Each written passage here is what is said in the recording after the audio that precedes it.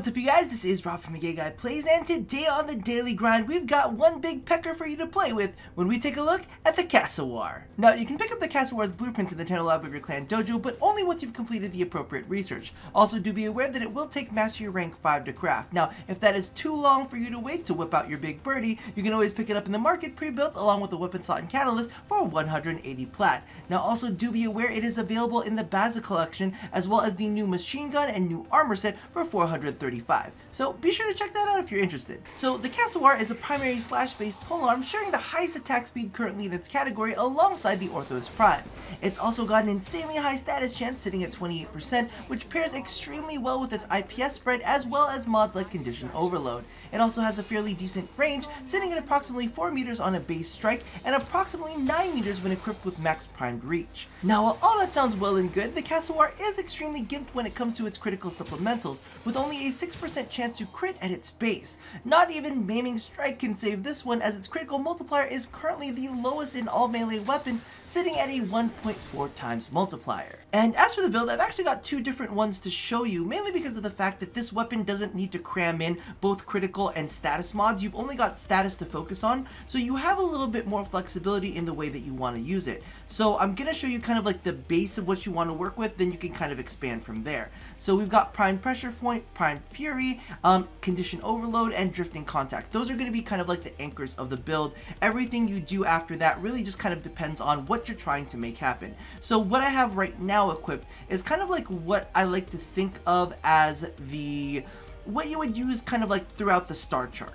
This is kind of like the base damage stuff. It's not anything too crazy. It's not going to go up against super high tier. I mean, you can use it against super high tier. Trust me, believe you me, we can take it down. But I do have something that I feel works a little bit better against higher tier enemies. This is just trying to get the damage straight out there, straight out of the gate, trying to get the condition overload, trying to take enemies down in a few strikes as possible. So let's go ahead and take a look at how this build performs. You know, sometimes you just get through the talky bits and you're like, I'm almost done, I might as well commit. Now, as you can see here, we are using Condition Overload in all of its glory, and we are stacking a lot of statuses, because with this current build, you can see that we're actually hitting 100% status, so every single swing is gonna apply something. So you hit them a couple times, and you're already smacking them with more and more damage per shot. And that's the really cool thing about this build, is I feel like you've got a little bit more upfront damage, as opposed to the next build that you're going to see. Now, the next build that you're going to see is a little bit more like intensive when it comes to things, and the way that I like to use it. However, this one I feel like is kind of like one of those, you know, do-alls. It just kind of takes care of everything. You'll be good with this on the plains. You'll be good with this in pretty much all the sorties, even the higher level sorties. You should be completely fine. But if you're planning on doing something a little bit more extended, like you want to stay, you know, in one of the missions for a little bit longer, we can go ahead and take a look at the next build. But this one overall just kind of like takes care of all of your bases, and it's nice, to be completely honest with you. As you can see, we are taking advantage of the fact that there are going to be slash procs coming off of this, and we're combining that with viral. Honestly, radiation, the only reason that radiation is in there is to kind of provide another elemental slot, to kind of whittle down enemies using Condition Overload's boost, and then applying slash procs that kind of like go hand in hand with that. So that's one of the builds we're going to take a look at. Let's go ahead and jump into the next one. Alrighty, so the next build we are taking a look at is a little bit more combo counter intensive. Now, as you guys know, I have fallen back in love with Naramon as of late, and I can't really say that I ever fell out of love with Naramon. It's just like we took a little bit of break and now we're back at it, mainly because of the fact that Naramon has that combo counter decay. So for those of you who are unaware, Naramon has one node that actually causes the combo counter to decay slowly over time, as opposed to completely disappear after your drifting contact has worn off. So we've got the drifting contact to kind of delay the combo counter, and then we've also got the decay that comes from Naramon that slows it down. So you'll be able to hold on to your combo counter for a little longer, which pairs extremely well with slash-based status weapons, as well as Relentless Combination, because as you know, with Relentless Combination, every single tick of that slash actually adds to your combo counter, which is fucking fantastic, and you'll see that very soon. As you can see here too, I've added in a Prime Fever Strike as well as the viral combination. Now, honestly, Prime Fever Strike could be swapped out for Buzzkill if you guys really want to push the slash procs, or you could even put in prime reach if you just feel like kind of like hitting multiple targets at once and raising that relentless combination even faster. But legitimately, I put prime fever strike on there because we just got it and I really don't know what else I'm gonna use it. So let's go ahead and take a look how this performs. Alright, so we're gonna go ahead and dash on in with Naramon, get that activated real quick, and as you can see, another Billy is giving his life for our testing, so I have to thank him very much for that.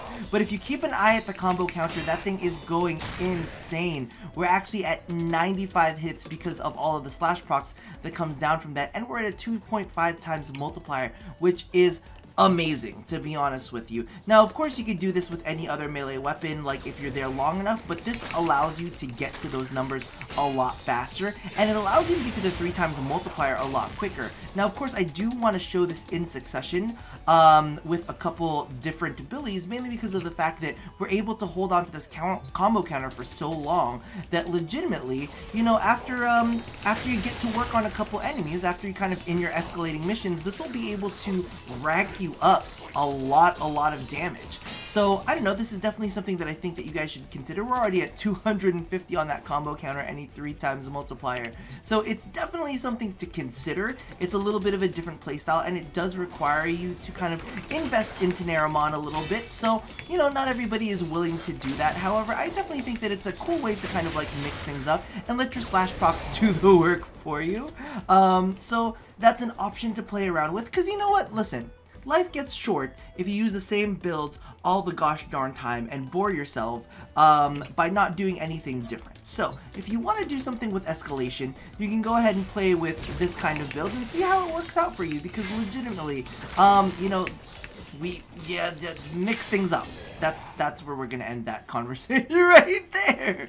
But it works! So all in all, the Cassowar isn't half bad. Now clearly you can see that it'll perform throughout the star chart and even take on some higher level enemies. However, do I feel like it's a must-have? Not necessarily. There are a lot of other weapons that perform similarly to it, and in fact some of the Zaws might even outclass it if we kind of break down the numbers. However, if you are a fan of the Orthos Prime and the Legion, it's kind of like those two went through and like had a big old metallic birdie baby, and that's what we have for you right here. So if you're looking for something a little bit different to go ahead and play around with, it's definitely something that you should check out. Now, that about does it for the facts and figures. However, if you want to join me for a little more gameplay to talk about iteration on weapons, go ahead and stay tuned. Alright, now to be completely honest with you, the Cassowar, as you can kind of tell, didn't necessarily 100% impress me. I haven't been like, ooh, like this is so amazing. I feel like mechanically it works. And that's kind of like the story of a lot of weapons that we have. Like, it works and it does the job, but it doesn't necessarily feel exciting or new or like groundbreaking or different. Not that every weapon has to be that, and I'm almost kind of thinking in my head that we've reached a point in kind of like Warframe's, what do you call it, in Warframe's history where like we've got almost so many different variations of the same weapon over and over that the only way that they can kind of like really mix things up is add in crazy mechanics to it. Kind of like in, we'll talk about this in a future video, how the Baza is a submachine gun with a built-in silencer. Like, a part of me is a little like, was that necessary? Is that like a thing that we definitely need? Like, is there any crazy mechanic that goes along with that? Because I don't think that there is. And I felt like with the Cassowar, they're like, let's just make it pretty and let's just kind of shift its stats a little bit. And I mean, it's great for mastery because we'll be able to kind of like knock it out for that way, but part of me is like, I don't really know how I feel about it beyond that, especially with Zaws now, because the thing is, the Cassowar has to compete with the Zaws that you can put arcanes on. Now, initially, and this is where my brain had a moment, because let's be real, Rob's had some long days as of recently, and I was like, ooh, I could put together that channeling arcane. Maybe this would be a decent channeling weapon, because, like I said, a lot of the builds that we've had lately have been very, very focused on, like, hybrid crit and status, right? We've had this hybrid crit and status trend that's been going on, at least with me. I've been running a lot of hybrid crit and status builds going, And the thing about it was like, ooh, maybe because of the fact that I've got a couple mod slots free, if I were able to put on one of the Exodia Arcanes that kind of like helped with the channeling energy, I was like, oh, that would be sick. And then I realized, oh yeah, this isn't a Zaw. I can't put that Arcane on it. So a part of me is like, well, that's not really gonna help, is it? And I'm like, all right, fine. So we can't really do anything. We can't really do anything with that. However, we kind of just have to kind of win where we can win, and that's where I feel a lot when it comes to these weapons. Is, you know, you just gotta kind of find the builds that work for them and try to find ways to make them interesting and a little bit different for you to judge things up and spice things up. Now I did want to say one of my, I guess you would say, is a mistake. With this, yeah, he's dead anyway. One of the mistakes that kind of like go down with this is, as you can see, this is kind of star chart stuff, and I'm not really planning on doing extended work with this. So the build that kind of lets you do the relentless combination stuff and have a lot of splash procs doesn't work as well when you're not on higher level targets. You know what I mean? It's kind of really focused on things that you can't kill in one hit. However, a lot of the things kind of in here, and we're in the void, and this is a fissure. It's an axis fissure, so it's a little bit, you know, higher than the standard. But it's not necessarily like ridiculous levels. But as you can see, we're not building the combo counter as fast because these enemies don't necessarily have the health pools for it, right? And if the enemies don't have the health pools for a lot of the slash procs to kind of tick away at it, you don't get the bonus. So really, if I were going to be appropriate with the way that I was to use this weapon, I should have stuck with the first build, which gives you a little bit more upfront damage, and especially because we are using a stealth frame like Loki, and we're actually taking advantage of his stealth now. The thing about that is, you know, you get the multipliers from stealth, so you're hitting a lot harder than the average melee, right? So part of it is kind of a little bit wasted. However, it still does the job, you know, it still takes care of everything. Everything dies. Again, we're using Shimmering Blight, and that's mainly because of the fact that we want a faster, we do want some faster attack speed for this weapon. Mainly because of the, well, because you have to keep in mind, like Twirling Spire and a couple of the other ones are a little bit slower, and because of the fact that this is a status weapon, we do like to keep it a little bit faster to take advantage of things like condition overload. Regardless, I kind of feel like with this weapon, it kind of goes to show where you sit there and you're like, oh, well, I guess there's only so much that we can currently do. Get your disgusting Volt magic off of me. There's only so much that you can do and kind of iterate on until you have to start putting on weird effects. And, okay, this has come up because Incredibles 2, we had the Incredibles 2 movie out, and we're talking about watching the Incredibles on, oh, disgusting Volt magic. And all of that is kind of coming out, well, it's not coming out now, but we're about to watch it on the Twitch sub movie night.